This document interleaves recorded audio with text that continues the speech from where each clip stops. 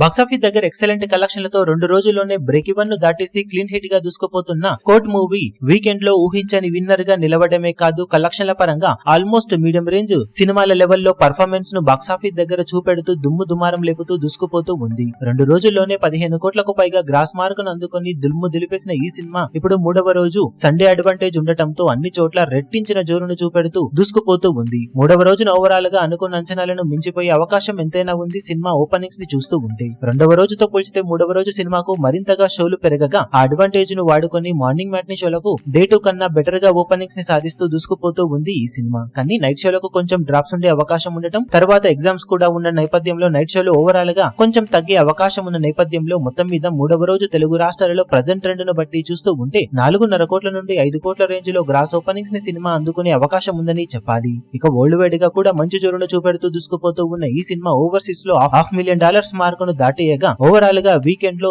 Extraordinary collection ను అన్ని చోట్ల సొంతం చేసుకుని లాభాల పరంగా సూపర్ డూపర్ హిట్ గా నిలవబోతుంది. ఇక డే 3 ఎండ్ అయ్యే టైం కి సినిమా ఇదే రేంజ్ లో హోల్డ్ ను కొనసాగిస్తుందా లేక ఇంతకన్నా మించిన జోరును చూపించి కలెక్షన్ల పరంగా అంచనాలను మించిపోతుందో చూడాలి.